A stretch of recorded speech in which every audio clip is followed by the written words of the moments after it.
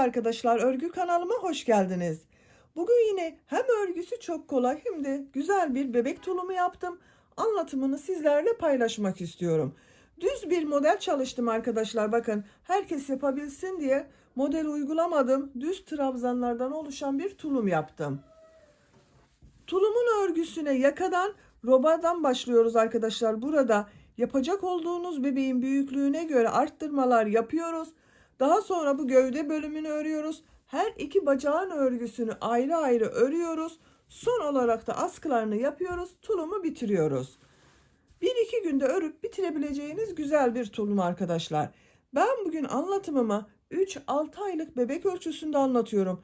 Ama siz isterseniz bu başlangıç zincir sayısını 2 trabzan eksik yaparak daha küçük yeni doğan bebek için yapabilirsiniz. Veya bu arttırma sırasını birkaç sıra fazla yaparak 1 yaşındaki bebekler için yapabilirsiniz. Ben bugün bakın bu sayıda yaptım, 3-6 aylık bebek için oldu arkadaşlar. Dediğim gibi siz 1 yaşındaki bebek için yapmak istiyorsanız yine aynı sayıda başlayabilirsiniz. Bu arttırma sırasını roba bölümünde 2 veya 3 sıra fazla yaparsanız tulumun örgüsü daha büyük olacaktır. Bu gövde bölümündeki sayılar da daha fazla olacaktır arkadaşlar. Gövde bölümünü de 1 yaşındaki bebek için yapıyorsanız 2-3 sıra fazla yapabilirsiniz. Bacak boyunda aynı şekilde birkaç sıra fazla yaparsanız tulumunuzun örgüsü büyük olacaktır. Bu tulumun örgüsünde iplik olarak Naku Elite Baby markalı bir iplik var. Bunu kullandım. Anti peeling özellikli bir iplik arkadaşlar.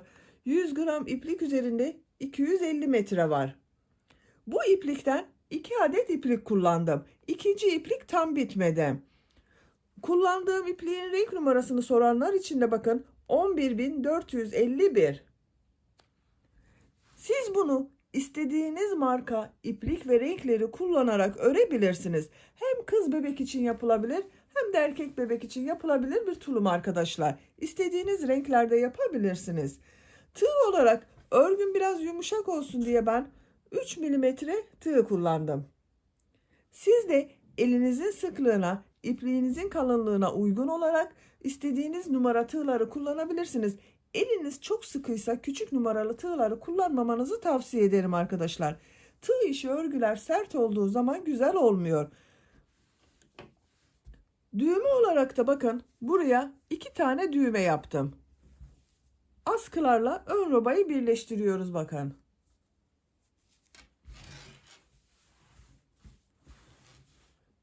Ölçülerini de size söylüyorum. Başlamadan önce fikriniz olsun. Kol altının buradan bakın gövde genişliğini ölçüyorum. 24 santimetre. En geniş yerden buradan gövde genişliğini ölçüyorum. 27 santimetre. Yüksekliğini ölçüyorum.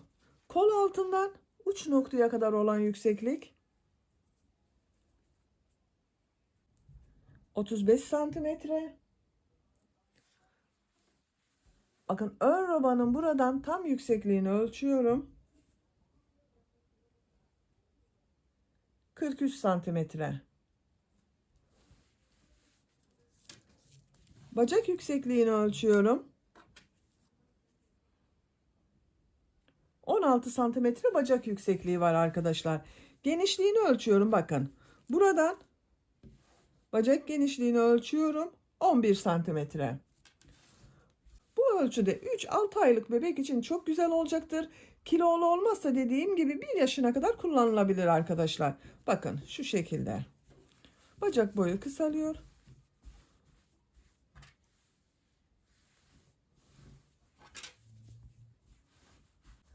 Malzemelerini söyledim. Ölçülerini verdim arkadaşlar. Hazırsanız bu kolay ve güzel tulumun örgüsüne başlayalım. Örgü kanalıma abone değilseniz abone olmayı unutmayın lütfen. Örgü kanalıma abone olmak ücretsiz. Örgü kanalıma ücretsiz abone olup orada bulunan zil şeklinde dokunarak açık yaparsanız kanalıma video yüklediğim zaman ilk önce size bildirim gelir. Örgülerimden herkesten önce sizin haberiniz olur. İzlediğiniz videolarıma beğeni ve yorumlarınızı da yaparsanız çok sevinirim arkadaşlar. Hepinize kolay gelsin. İyi çalışmalar.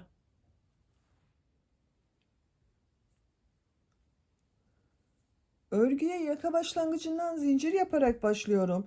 Zincir yapabilmek için ilk ilmeği bakın yavaş gösteriyorum. Ben bu şekilde yapıyorum. Size nasıl kolay geliyorsa ilk ilmeği öyle yapabilirsiniz arkadaşlar. Zincirleri yapmaya başlıyorum. Çok sıkı zincirler yapmayalım. Bu zincirler üzerine trabzan yapacağız. Başlangıç için 34 zincir yapıyorum.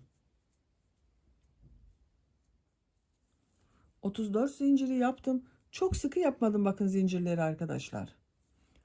Bu 34 zincirin kaç santimetre olduğunu ölçüyorum.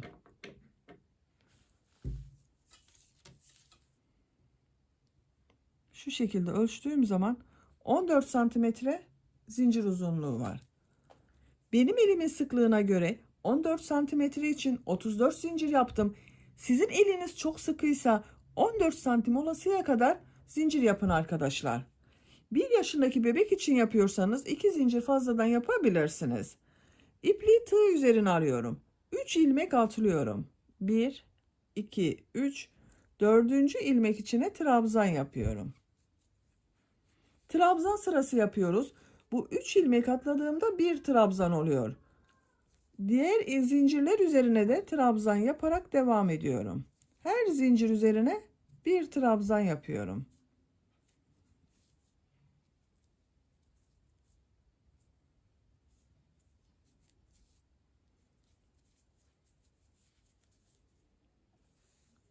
Sıra sonuna kadar devam edelim. Sıra sonuna kadar zincirler üzerine trabzanları yaptım. Bakın bu şekilde bir sıra trabzan elde ettim arkadaşlar. Bir sırada toplam 31 trabzan var. Bu trabzanların tek sayı olması gerekiyor arkadaşlar. Şimdiki sırada bir düz bir ters örgüler yapacağız. O örgülerin düzgün denk gelebilmesi için tek sayı olması gerekiyor trabzanların. Ben 31 trabzan yaptım. Siz bunu 29 trabzan yapabilirsiniz, 33 trabzan yapabilirsiniz, 35 trabzan yapabilirsiniz. Yapacağınız bebeğin büyüklüğüne göre, elinizin sıklığına göre istediğiniz gibi yapabilirsiniz. Ama tek sayı olması gerekiyor trabzan sayısının. 3 zincir yapıyorum. Örgüyü çeviriyorum. Bu sırada bir düz bir ters boşluktan alarak trabzan yapacağız. Bu sıra başında ve sıra sonunda da düğme için düğme ilikleri yapacağız arkadaşlar. İpliği tığ üzerine alıyorum. İlk trabzanı boşluktan alıyorum. Bakın düz taraftan boşluktan alıyorum. Trabzan yapıyorum. İpliği tığ üzerine alıyorum. Bu trabzanı ters taraftan boşluktan alıyorum. Trabzan yapıyorum. Bakın bu 3 zincir yaptığımda bir trabzan 1, 2, 3 oldu. Düğme iliği için bir zincir yapıyorum. İpliği tığ üzerine alıyorum. Bu trabzanı atlıyorum. Bakın bunun düz taraftan alarak yapmış olduğum trabzan olması gerekiyor. Bunu atladığım için diğerini ters taraftan boşluktan alıyorum. Trabzan yapıyorum. Bir zincir yaptım. Bir ilmeği atladım. İkinci ilmeği de bakın ters taraftan boşluktan alarak trabzan yaptım. Düz taraftan boşluktan alıyorum, trabzan yapıyorum. Ters taraftan boşluktan alıyorum, trabzan yapıyorum. Yine bir düz bir ters boşluklardan alarak trabzan yapıyoruz.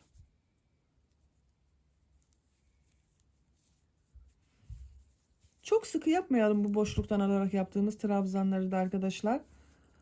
Çok sıkı yapmazsanız tığ işi örgüleriniz daha düzgün ve daha güzel görünür.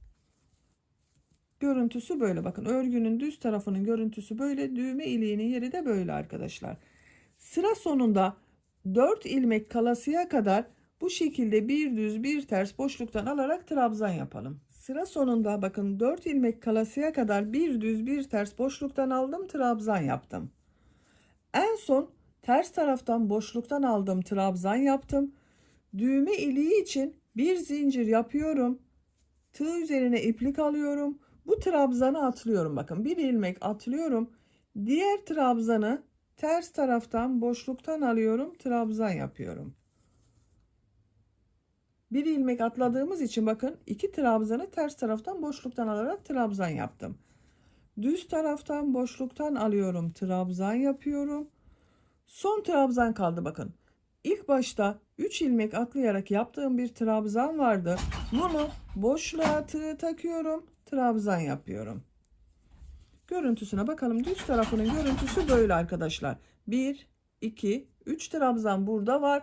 Düğme iliğinden sonra burada da aynı şekilde 1, 2, 3 trabzan var bakın. 3 zincir yapıyorum. Örgüyü çeviriyorum. Bu sırada trabzanları nasıl görüyorsam o şekilde boşluktan alarak trabzan yapıyorum. İlk trabzanı ters tarafta görüyorum. Ters taraftan boşluktan alıp trabzan yapıyorum. Düz tarafta görüyorum. Düz taraftan boşluktan alıyorum. Trabzan yapıyorum. Bakın düğme iliği yaptığım yere geldim. Tığın üzerine iplik alıyorum. Bu bir zincirin üzerine bir trabzan yapıyorum.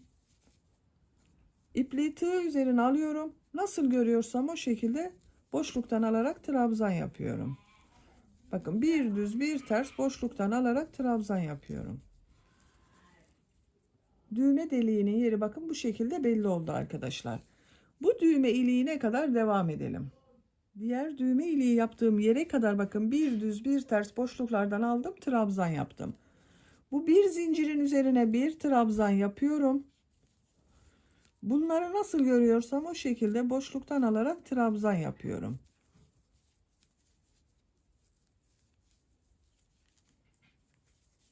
Son trabzanı bakın 3 zincir yaptığım trabzanı boşluktan alıyorum, trabzan yapıyorum. Yakanın lastik örgüsünü burada tamamladım arkadaşlar. Buradan itibaren bu sıra başında ve sıra sonunda 7 trabzanı nasıl görüyorsam o şekilde boşluktan alıp trabzan yapacağız. Ortada bulunan bölümü düz trabzan şeklinde yapacağız. Bakın. Bu bir düz bir ters boşluktan aldığımız için biraz çekme yaptı bakın. Burada kaç santimetre olduğunu ölçüyorum. Siz bazen ölçü istiyorsunuz, ölçmüyorsunuz diyerek. Bakın ölçtüğüm zaman 13 santimetre yaka genişliği var arkadaşlar. 3 zincir yapıyorum. Örgüyü çeviriyorum. İlk 7 trabzanı nasıl görüyorsam o şekilde boşluktan alarak trabzan yapıyorum. Bakın bu da bir trabzan bir. Bunu düz tarafta görüyorum. Düz taraftan boşluktan alıyorum. Trabzan yapıyorum. 2. Ters taraftan görüyorum. Ters tarafta boşluktan alıyorum. Trabzan yapıyorum. 3. Düz görüyorum. Boşluktan alıyorum. Trabzan yapıyorum. 4.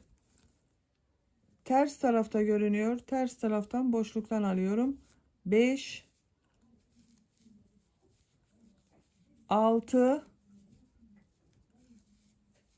7. Bakın ilk 7 trabzanı nasıl görüyorsam o şekilde boşluktan alarak trabzan yaptım.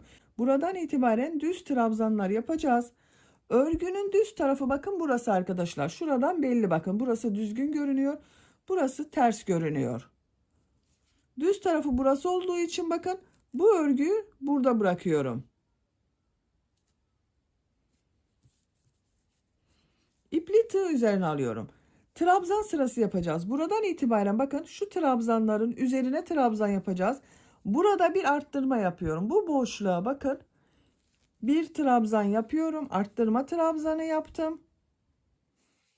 Diğer ilmeklere birer defa trabzan yapıyorum. Üzerine bakın trabzan yapıyorum arkadaşlar. Artık boşluktan almıyorum. İlmekler üzerine trabzan yapıyorum.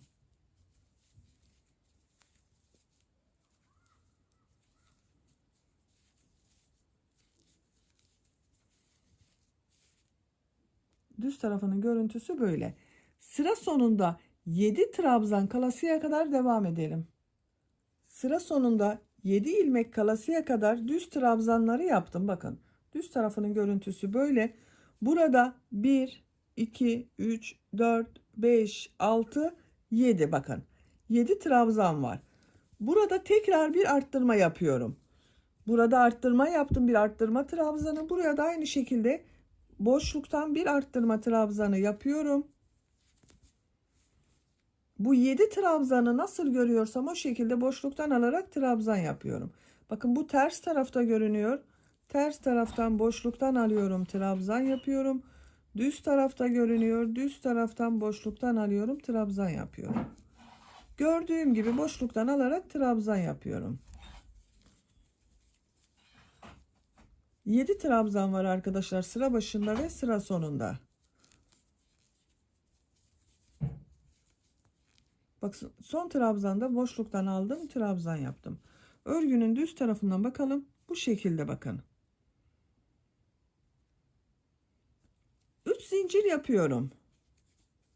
Örgüyü çeviriyorum. İlk 7 trabzanı nasıl görüyorsam o şekilde boşluktan alarak trabzan yapıyorum.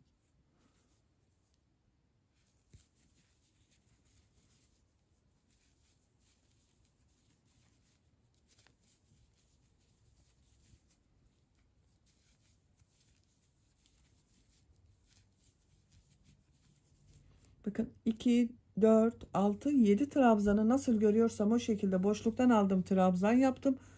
Burada bir arttırma yapıyorum. Her sırada bu 7 trabzandan sonra ve bu 7 trabzandan önce bir trabzan arttırması yapıyorum. Bu boşluktan arttırma trabzanı yapıyorum. Diğer ilmekler üzerine birer defa trabzan yapıyorum.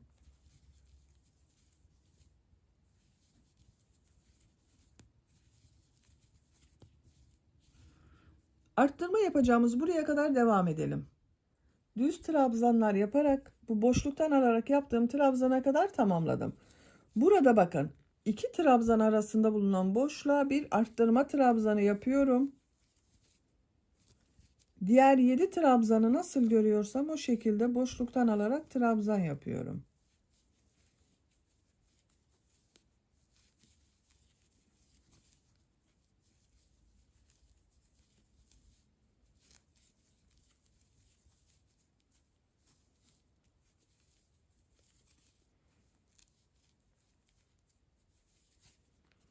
Bakın bu şekilde oldu.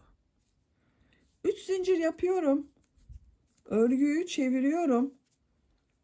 Yine bu 7 trabzanı nasıl görüyorsam o şekilde boşluktan alıp trabzan yapıyorum.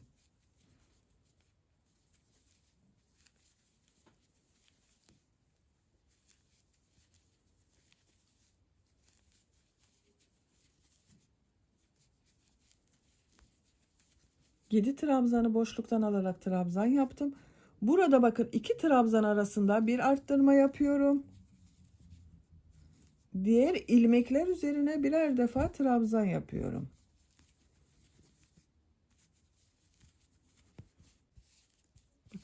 Düz tarafının görüntüsü böyle arkadaşlar. Trabzanların üzerine birer defa trabzan yapalım. Burada da bakın bu arttırma yerinde de bir trabzan yapalım. Bu 7 trabzanı nasıl görüyorsan o şekilde boşluktan alıp trabzan yapalım. Sıra sonuna kadar devam edelim. Sıra sonuna kadar tamamladım. Bakın buralarda da arttırma yaptım arkadaşlar. Bu 7 trabzandan önce arttırma trabzanı yaptım. Ön robanın örgüsü bu şekilde devam edecek. Bu sıra başında ve sıra sonunda bulunan 7 trabzanı nasıl görüyorsan o şekilde boşluktan alıp trabzan yapalım. Buralarda bakın birer trabzan arttırması yapmayı unutmayalım her iki taraftan da. Bunları da düz trabzanlar yaparak yakanın örgüsüne devam edelim. Ön robanın örgüsünü arttırmalar yaparak tamamladım. Kaç sıra yaptığımı sayıyorum. Bakın trabzan sıralarını sayıyorum arkadaşlar. Buradan itibaren arttırmaya başladım. 1, 2, 3, 4, 5, 6, 7, 8, 9. 9 sıra her iki taraftan arttırma yaptım. Kaç trabzan olduğunu sayıyorum burada bakın.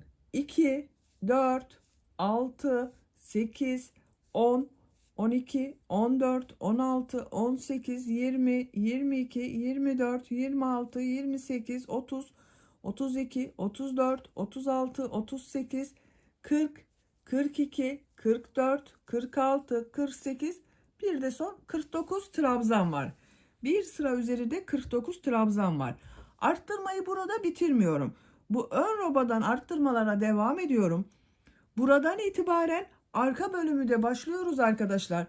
Arka bölümü yapmak için zincir yapıyorum. Şu şekilde bakın. Zincir yapmaya başlıyorum. Çok sıkı zincir yapmayalım yine bu zincirleri de. Toplam 53 zincir yapalım. 53 zinciri yaptım. Bakın çok sıkı zincir yapmadım arkadaşlar. Burası arka bölümün zincirleri oluyor. Bu zincirleri bakın ön bölümün diğer tarafıyla birleştiriyorum.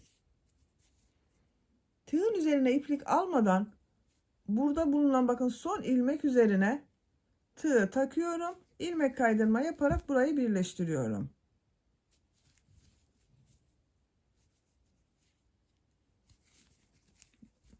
Bakın bu şekilde oldu.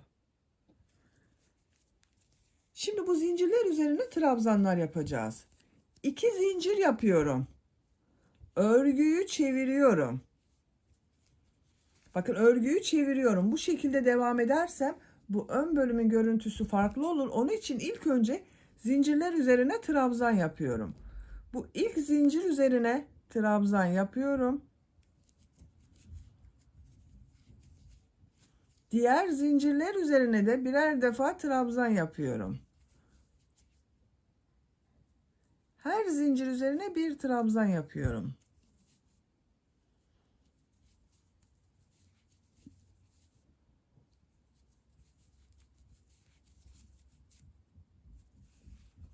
Zincirler üzerine trabzanlar yaparak buraya kadar devam edelim. Zincirler üzerine trabzanlar yaparak bakın bu bir düz bir ters yaptığım yere kadar tamamladım. Bu zincirler üzerinde toplam 53 trabzan oldu arkadaşlar. Bu trabzanların tek sayı olması gerekiyor. Bir sonraki sırada bu trabzanları bir düz bir ters boşluktan alıp trabzan yapacağız. Aynı bunun gibi denk gelmesi için burada yaptığımız zincir sayısının tek sayı olması gerekiyor. Bakın bir düz bir ters yaptığım yere geldim. Bu ilk trabzanı bakın düz tarafta görünüyor. Düz taraftan alıyorum, trabzan yapıyorum. Bu kenarda 3 zincir yaparak yaptığım trabzan düz tarafta görünüyordu. Bakın örgünün düz tarafı burası. Diğeri ters tarafta görünüyor. Ters taraftan boşluktan alıyorum, trabzan yapıyorum. Nasıl görüyorsam o şekilde boşluktan alarak trabzan yapıyorum.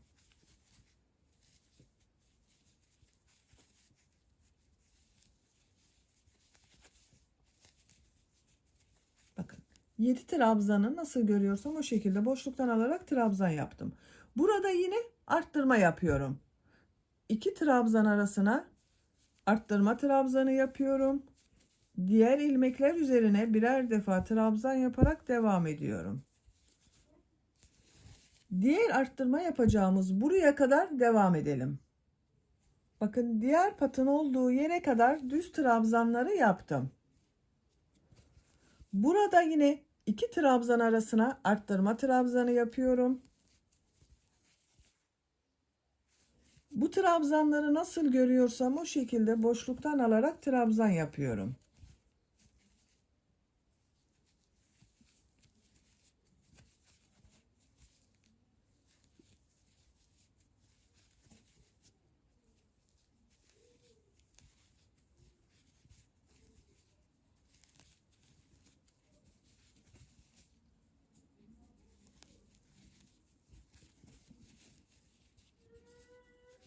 Bakın bu son trabzanı boşluktan almıyorum. Burada 2 zincir yapmıştım arkadaşlar. Bu 2 zincirin olduğu yer bu trabzan oluyor. Onu şu ilmeğe tığ takıyorum. İlmek kaydırma yaparak sırayı birleştiriyorum. 2 zincir yapıyorum. Örgüyü çeviriyorum. Trabzanları nasıl görüyorsam o şekilde boşluktan alarak trabzan yapıyorum.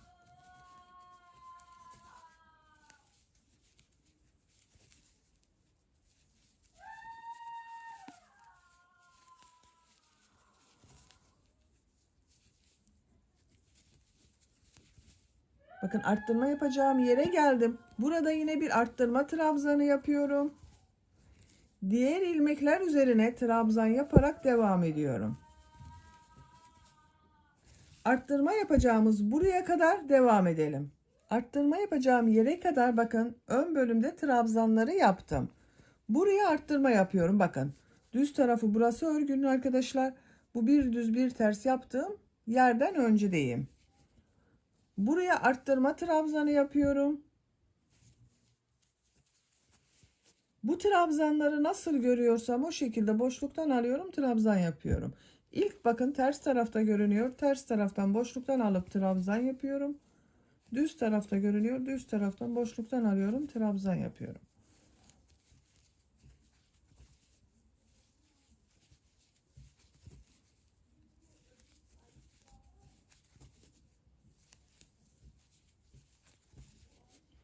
Bakın son boşluktan aldığım trabzanı da yaptım.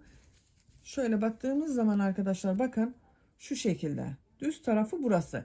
Trabzan yaptığım yere geldim. Zincirler üzerine trabzan yaptım. Oradayım. Bakın bu trabzanı ters taraftan boşluktan aldım. Trabzan yapıyorum. Burada zincirin üzerinde bulunan ilk trabzanı düz taraftan boşluktan alıyorum. Trabzan yapıyorum. Hiç sıralamayı bozmadım bakın. Ters taraftan boşluktan alıyorum, trabzan yapıyorum. Bir düz bir ters boşluklardan alarak trabzan yapıyoruz.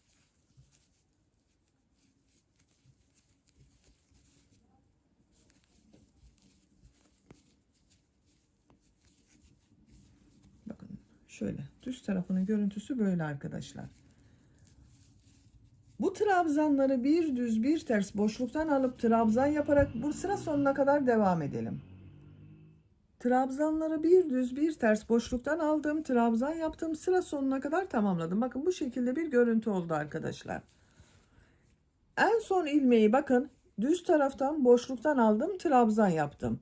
Bu ilmek ile bakın bu ön patta yaptığım bu ilmeği zincir boşluğuna tığ takıyorum, ilmek aldım, ilmek kaydırma yaparak sırayı birleştirdim. 2 zincir yapıyorum, örgüyü çeviriyorum. Bakın burada da sıralama bozulmadı arkadaşlar. Bir düz bir ters görüntüsü oldu. Nasıl görüyorsam o şekilde boşluktan alarak trabzan yapıyorum. Bakın bunu ters tarafta görüyorum. Ters taraftan boşluktan alıyorum, trabzan yapıyorum. Düz tarafta görüyorum. Boşluktan alıyorum, trabzan yapıyorum.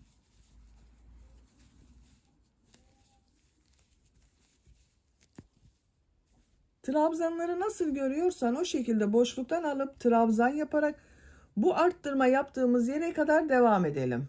Arttırma yapacağım yere kadar trabzanları nasıl görüyorsam o şekilde boşluktan aldım, trabzan yaptım. Bu ön bölümde arttırmayı yapıyorum bakın arkadaşlar. 2 trabzan arasına arttırma trabzanı yapıyorum. Diğer ilmekler üzerine birer defa trabzan yapıyorum. Burada da arttırma yapacağız. Arttırma yapmak için buraya kadar devam edelim. Diğer arttırma yapacağım yere kadar trabzanı yaptım. Bu 2 trabzan arasına arttırma trabzanı yapıyorum.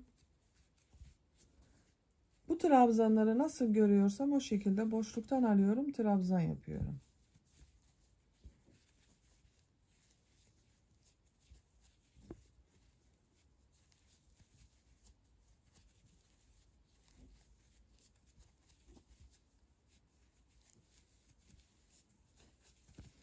Bakın son trabzanı da burada 3 zincir yaptığım bir yer var. İlmek kaydırma yaparak orayla birleştiriyorum. İpliği burada kesiyorum arkadaşlar.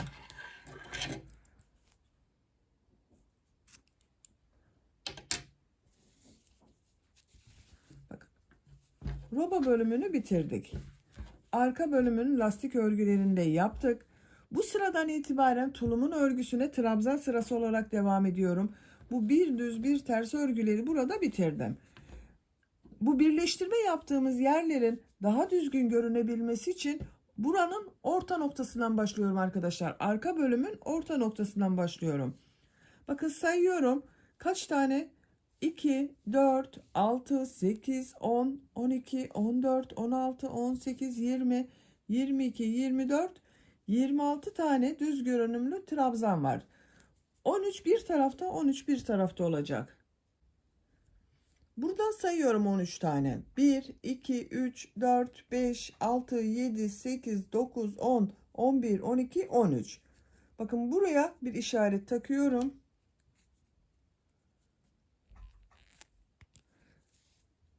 2, 4, 6, 8, 10, 12, 13. Bakın tam orta noktası burası oldu. İşaret yaptığımız yer arkadaşlar. Buradan trabzan örgüsüne başlıyorum. Örgünün geliş yönüne bakıyorum. Burada örgüyü ters çevirmem gerekiyor bakın. Bu ön bölümün daha düzgün görünebilmesi için, yani fark etmemesi için bu şekilde gitmem gerekiyor. Buradan başlıyorum. Bu işaret yaptığım yerden ipliği bir defa bağlıyorum.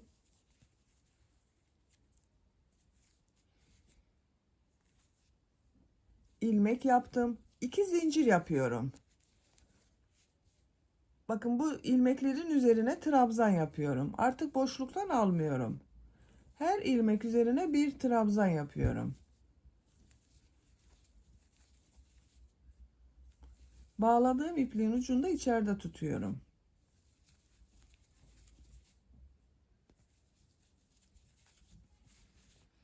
Bakın görüntüsü böyle arkadaşlar. Her ilmek üzerine birer defa trabzan yaparak sıra sonuna kadar devam edelim. Sıra sonuna kadar trabzanları yaptım. Son ilmek ile burada yaptığım ilk ilmeği ilmek kaydırma yaparak sırayı birleştiriyorum. 2 zincir yapıyorum. Örgüyü çeviriyorum. Bakın bir sıra trabzan sırası yaptık arkadaşlar. Bu bir sıra üzerinde benim toplam 108 trabzan var. Trabzan sırası yaparak devam ediyorum. Bakın gördüğüm şu ilmeğe bakın arkadaşlar. Bu ilmek üzerine trabzan yapıyorum.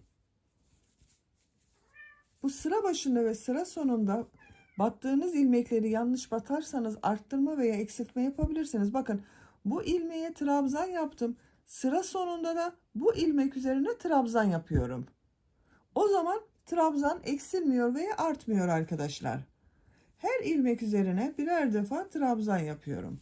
Sıra sonuna kadar devam edelim. Sıra sonunda ilmek kaydırma yapalım, birleştirelim.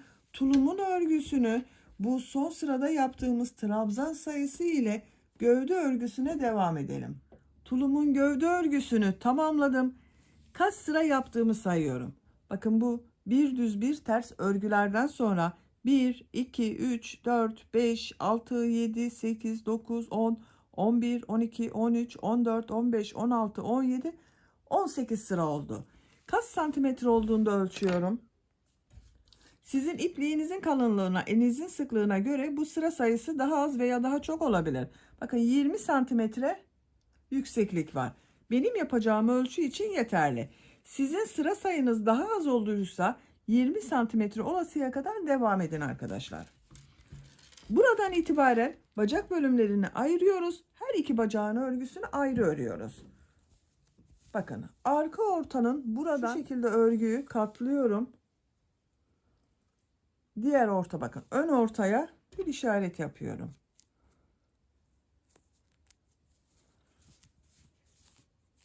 Kaç ilmek olduğunu sayıyorum bakın. 2, 4, 6, 8, 10, 12, 14, 16, 18, 20, 22, 24, 26, 28, 30, 32, 34, 36, 38, 40, 42, 44, 46, 48, 50, 52, 54. 54 trabzan var burada arkadaşlar. Diğer bacak örgüsünde sayıyorum. 2, 4, 6, 8, 10, 12, 14, 16, 18, 20, 22, 24, 26, 28, 30, 32, 34, 36, 38, 40, 42, 44, 46, 48, 50, 52, 54. 54'te bu bacak örgüsü var bakın. Şu şekilde katladığımız zaman daha iyi anlaşılır.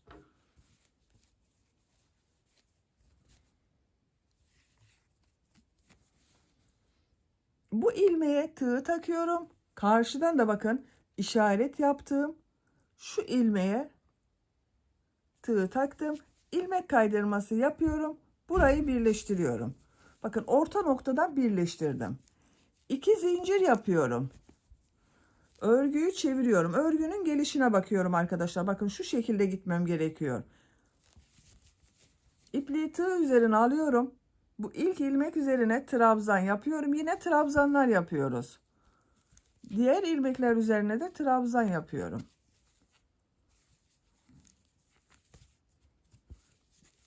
Her ilmek üzerine bir trabzan yapıyorum.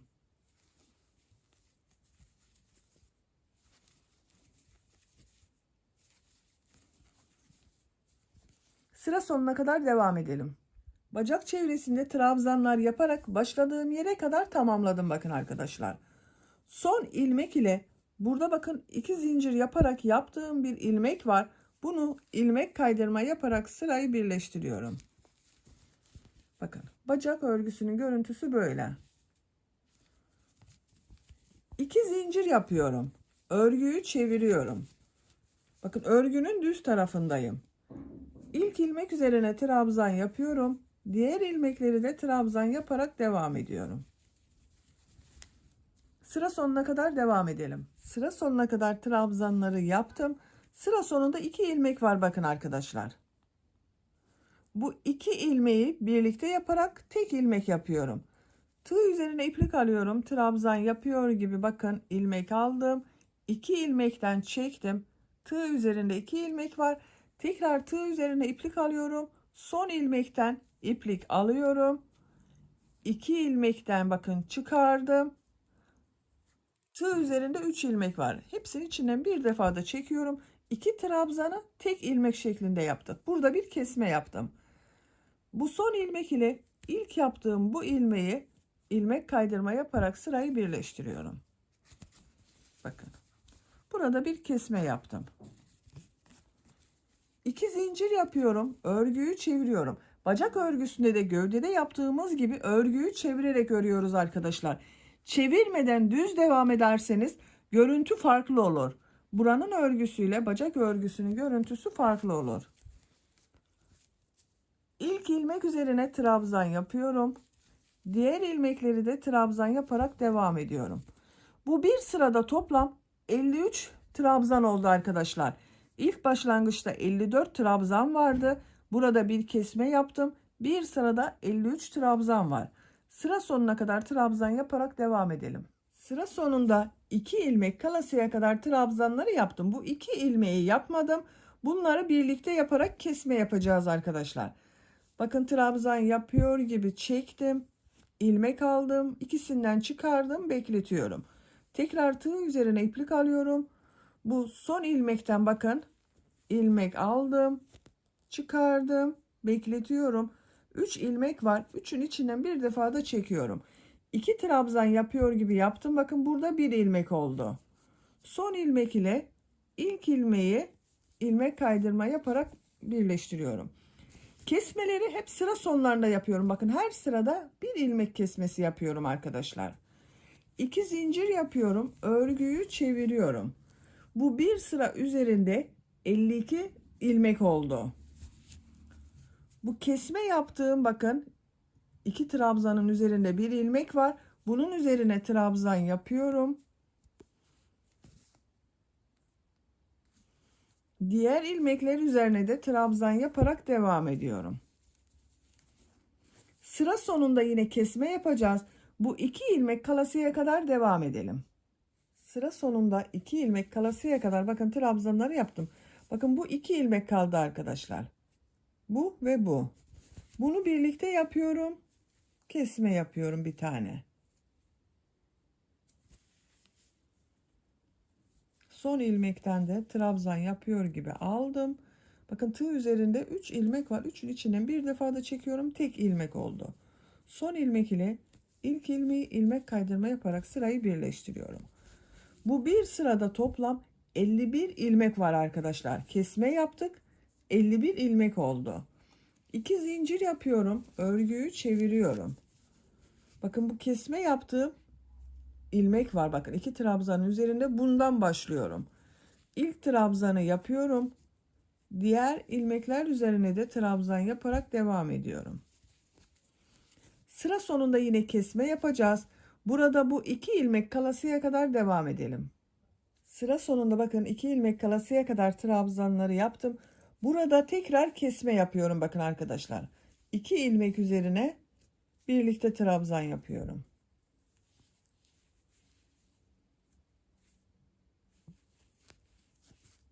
Son ilmek ile ilk ilmeği ilmek kaydırma yaparak sırayı birleştiriyorum. Bakın kesmeleri bu sırada bitiriyorum arkadaşlar. Bu bir sırada 50 ilmek var. 50 trabzan olacak üzerine. 2 zincir yapıyorum. Bakın örgüyü çeviriyorum. Bu kesme yaptığım ilmek üzerine trabzan yapıyorum.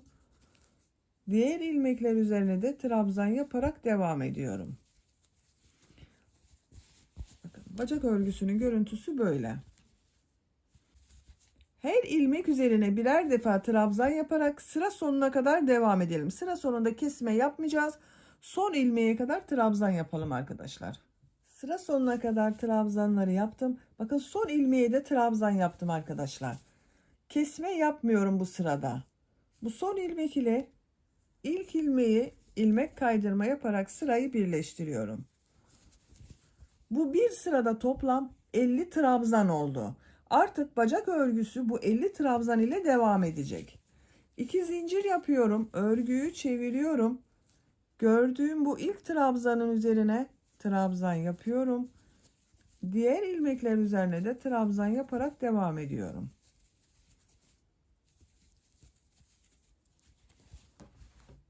Bakın. Bu genişlik yeterli. Santimetre olarak da ölçüyorum arkadaşlar. Bakın şöyle ölçtüğüm zaman 11 santimetre genişlik var. Bu sayı ile ben bacak örgüsünü devam ediyorum. Şimdi diğer bacak örgüsünde başlayalım. Her iki bacağın örgüsünü birlikte yaparız. Bir yumak iplik bitti bakın arkadaşlar. Bir yumak iplikten bu kaldı. Diğer bacak örgüsünü ikinci yumak iplik ile başlıyorum.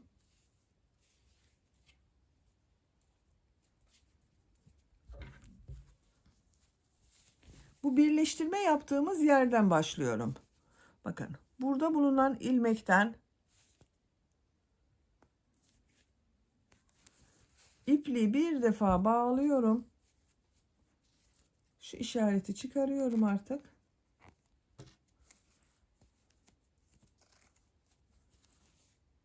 İlmek yapıyorum. 2 zincir yapıyorum. Örgünün gelişine bakıyorum. İç taraftan devam ediyorum. Bu ilk ilmek üzerine trabzan yapıyorum. İpliğin ucunu da içeride tutuyorum. Bağladığım ipliğin ucunu. Şu şekilde bakın.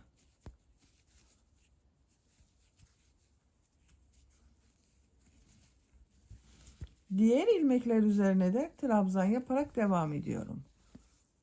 Her ilmek üzerine bir trabzan yapıyorum.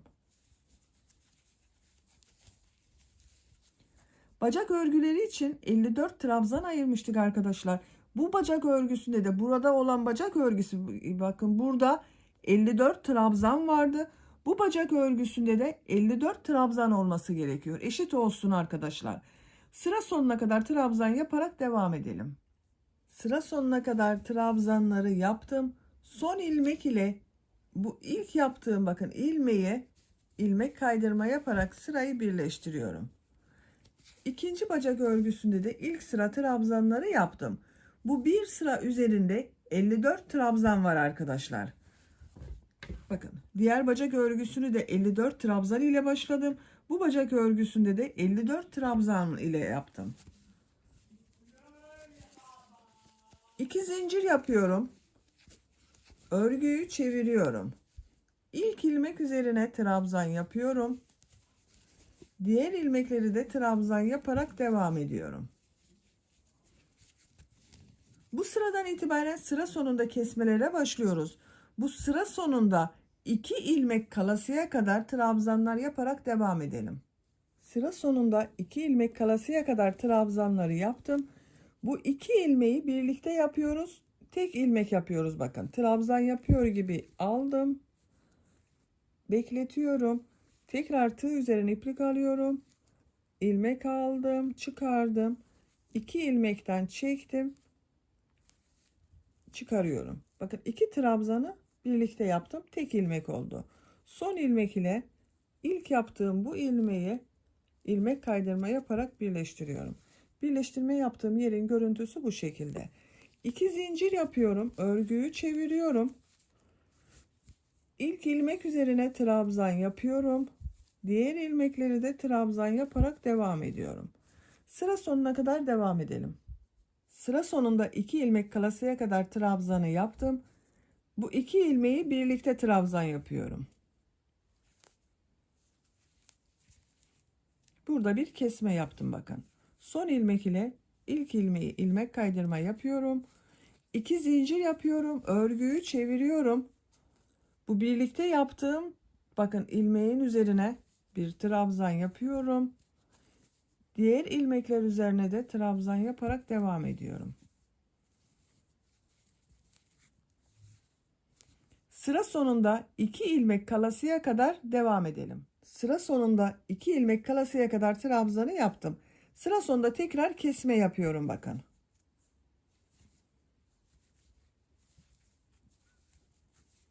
Son ilmek ile ilk ilmeği ilmek kaydırma yaparak birleştiriyorum. 2 zincir yapıyorum. Örgüyü çeviriyorum. Bakın, bu birlikte yaptığım trabzanların üzerine ilk trabzanı yapıyorum. Diğer ilmekler üzerine de trabzan yaparak devam ediyorum. Sıra sonunda 2 ilmek kalasıya kadar devam edelim. Sıra sonunda 2 ilmek kalasıya kadar trabzanı yaptım. Bu 2 ilmeği birlikte trabzan yapıyorum. Kesme yaptık bu sırada yine. İlk ilmek ile ilmek kaydırma yaparak sırayı birleştiriyorum. 2 zincir yapıyorum. Örgüyü çeviriyorum. Bakın, bu kesme yaptığım ilmeğin üzerine trabzan yapıyorum. Diğer ilmekler üzerine de trabzan yaparak devam ediyorum. Sıra sonuna kadar devam edelim. Sıra sonuna kadar her ilmek üzerine bir defa trabzan yaptım. Son ilmek üzerine de trabzan yaptım. Bakın, bu sırada kesme yapmadım. Son ilmek ile ilk ilmeği ilmek kaydırma yaparak birleştiriyorum. Bu bacak örgüsünde de diğer bacak örgüsünde olduğu gibi 50 trabzan oldu arkadaşlar. Bu sayı ile bacak örgülerine devam ediyoruz.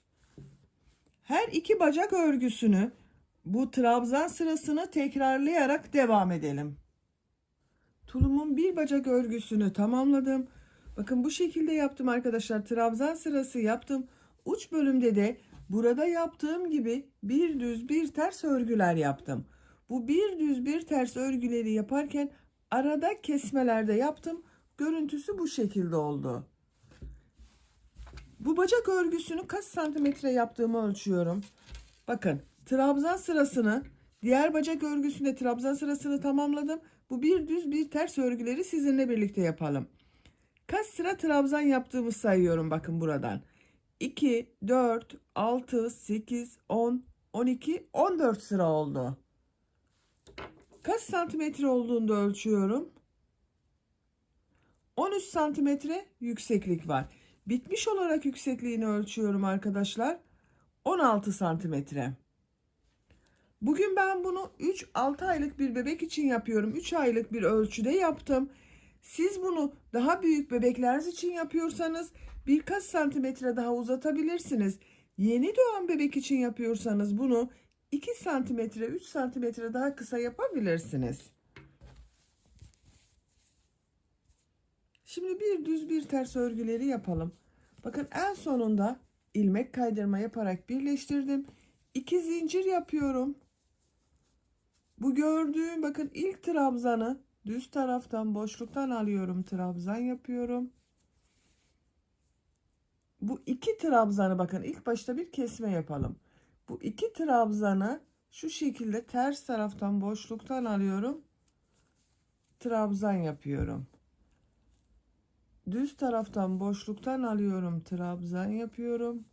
Bu trabzanı, ters taraftan yaptığım trabzanı bu sefer, bakın, tek alıyorum arkadaşlar. Bunu çift aldım, bunu tek yaptım. Düz taraftan boşluktan alıyorum, trabzan yapıyorum. Siz daha dar olsun istiyorsanız bir tek bir çift yapabilirsiniz bu ters taraftan olanlara. Ben 2 tek bir çift olarak kesme yapıyorum. Bakın, bunu da tek yapıyorum. Düz taraftan boşluktan aldım, trabzan yaptım. Bunu çift yapıyorum, bakın.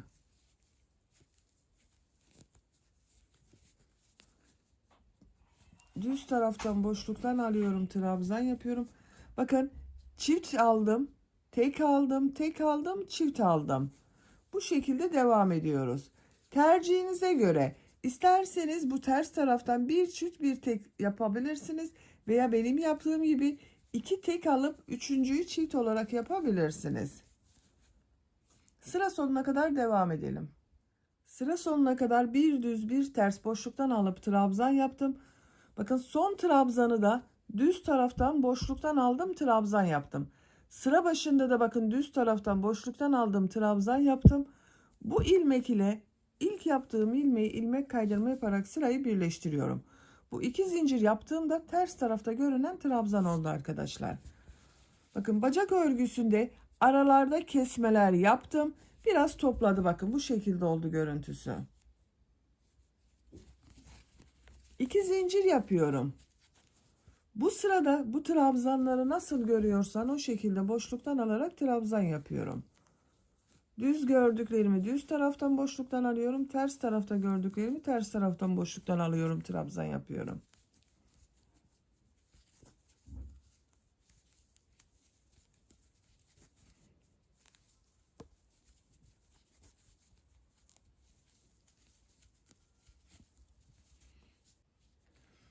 Bu şekilde sıra sonuna kadar devam edelim. Sıra sonunda ilmek kaydırma yapalım, birleştirelim.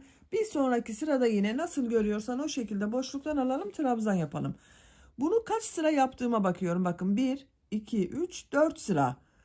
4 sıra lastik görünümü var. Bunu da aynı şekilde 4 sıra yapıyorum ben. Siz tercihinize göre bunu 5 sıra yapabilirsiniz, 6 sıra yapabilirsiniz veya bu şekilde de bırakabilirsiniz. Tamamen tercihinize göre değişecektir arkadaşlar. Bu bacak örgüsünde tamamlayalım gelelim. Bu bacak örgüsünde tamamladım. Sıra sonunda ilmek kaydırma yaparak birleştirdim. İpliği kestim arkadaşlar. Her iki bacağın örgüsü tamam, bakın bu şekilde. Görüntüsü böyle. Şimdi askılarını yapalım. Askılarını bakın, roba bölümünün burada düğme ilikleri yaptım. Askılarını yapacağız. Askılara düğme dikip burayla birleştireceğiz. Arka bölümden yapıyorum askılarını.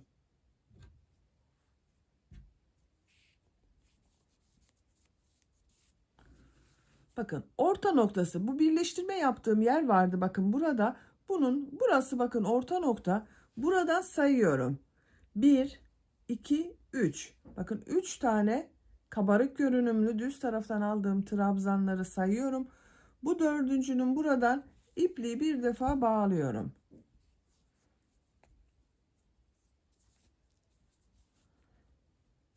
Bir ilmek yapıyorum, bakın şu şekilde. Bu dördüncü olan trabzandan bir ilmek yapıyorum. 3 zincir yapıyorum. İpliği tığ üzerine alıyorum. Bu ön patlarda 7 trabzanı bir düz bir ters örgüler yaptık. Askılarda da 7 trabzanı aynı şekilde yapacağız arkadaşlar. Bakın bunu 3 zincir yaptım. Bu trabzanı ters taraftan boşluktan alıyorum. Trabzan yapıyorum.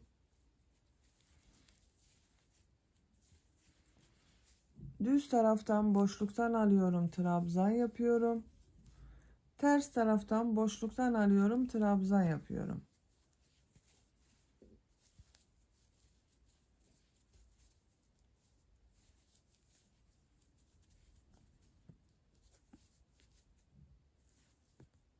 Bakın son trabzanı yapıyorum. Düz taraftan boşluktan alıyorum. Trabzan yapıyorum. Bakın 3 zincir, bir trabzan, 1, 2, 3, 4, 5, 6, 7 trabzan oldu. Bu askıların düzgün görünmesi için bu ilk ve son trabzanın düz taraftan alınan trabzan olması gerekiyor arkadaşlar. 3 zincir yapıyorum. Örgüyü çeviriyorum. Bu 7 trabzanı nasıl görüyorsam o şekilde boşluktan alarak trabzan yapıyorum. Bakın düz görüyorum düz taraftan, ters görüyorum ters taraftan boşluktan trabzan yapıyorum.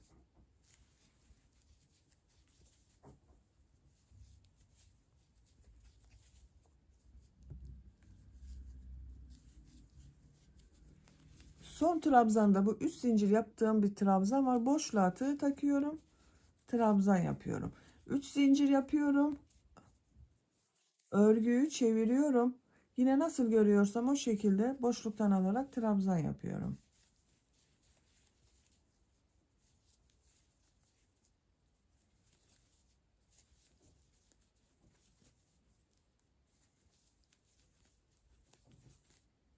Bakın son trabzanı boşluğa takıyorum. Trabzan yapıyorum. Bakın Bu askının örgüsü bu şekilde devam edecek arkadaşlar. Şimdi diğer askıyı da başlayalım. İki askının örgüsünü birlikte yaparız. İpliğin diğer uç noktasından da diğer askıyı başlıyorum. Bakın bunu bu orta noktadan buraya bir işaret yapalım. Bakın bu ortaya bir işaret yapıyorum. Şaşıran arkadaşlar olabilir diye bakın bu işaretten sonra 1 2 3 düz görünümlü atladım. Dördüncüden askıyı başladım. Buradan da sayıyorum arkadaşlar, bakın 1 2 3 buradan askıyı başlıyorum. Askıyı 1 2 3 4 5 6 7, bakın buradan ipliği bağlıyorum.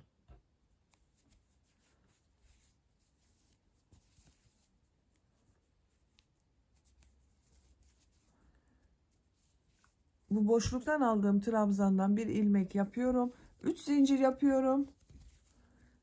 7 trabzanı nasıl görüyorsam o şekilde boşluktan alarak trabzan yapıyorum.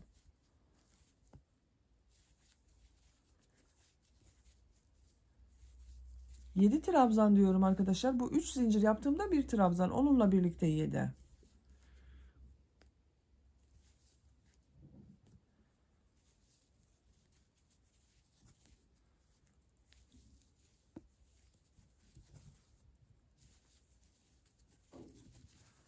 Bakın 1 2 3 4 lastik görünümü oldu.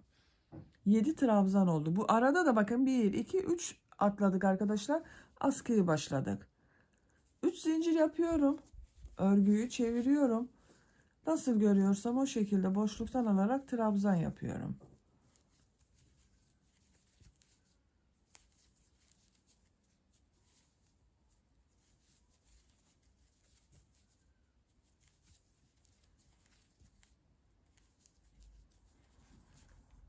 Üç zincir yapıyorum. Örgüyü çeviriyorum. Trabzanları gördüğüm gibi boşluktan alarak trabzan yapıyorum. Bakın bu askının örgüsü de böyle devam edecek. Her iki askının örgüsünü tamamlayalım. Bakın omuzundan geçireceğiz bebeğin arkadaşlar. Burada birleştireceğiz. Tamamlayalım gelelim. Tulumun her iki askısının örgüsünü ben tamamladım arkadaşlar. Bakın bu şekilde askıların ucuna da düğme diktim.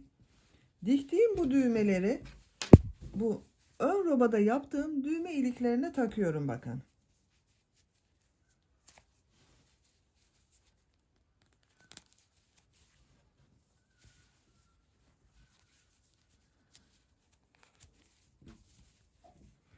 Bu şekilde.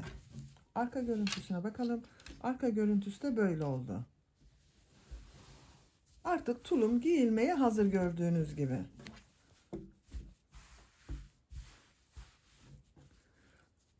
Kaç sıra askı yaptığımı sayıyorum. Bakın buradan başladım. 2, 4, 6, 8, 10, 12, 14, 16, 18, 20, 22, 24, 26, 28, 30, 32, 34, 36 sıra askı uzunluğu yaptım arkadaşlar. Santimetre olarak da ölçüyorum. Başlangıç noktasını sıfıra tutuyorum. Ölçtüğüm zaman 28 santimetre askı uzunluğu var. Ben bugün bu tulumu 3-6 aylık bir bebek için yaptım. Siz yapacak olduğunuz bebeğinizin veya çocuğunuzun üzerine giydirin. Omuzlarından geçirin arkadaşlar bu askıyı. Ona göre yaparsanız daha iyi olacaktır. Ben standart ölçüde anlatıyorum tulum örgüsünü. Bitmiş olarak size ölçülerini de söylüyorum.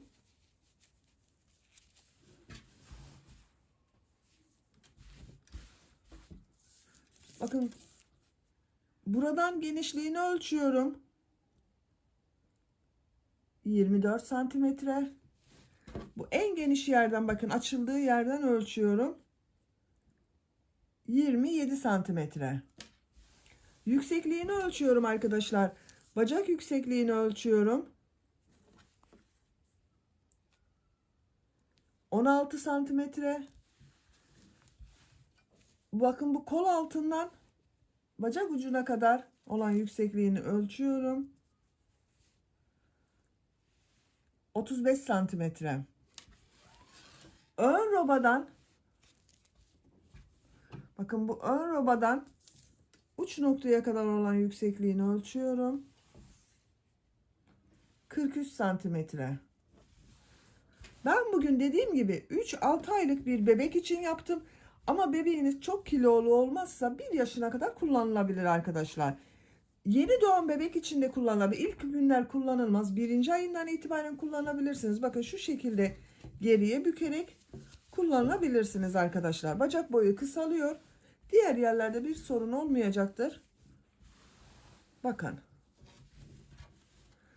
Böylece bir örgü anlatımının da sonuna gelmiş oldum. Beni dinlediğiniz ve izlediğiniz için hepinize çok teşekkür ederim. Örgü kanalıma abone değilseniz abone olmayı unutmayın lütfen. Örgü kanalıma abone olmak ücretsiz. Örgü kanalıma ücretsiz abone olup orada bulunan zil şeklinde dokunarak açık yaparsanız kanalıma video yüklediğim zaman ilk önce size bildirim gelir. Örgülerimden herkesten önce sizin haberiniz olur. İzlediğiniz videolarıma beğeni ve yorumlarınızı da yaparsanız çok sevinirim arkadaşlar. Sizlerle yeni örgülerde görüşmek dileğiyle. Hoşça kalın, sevgiyle kalın.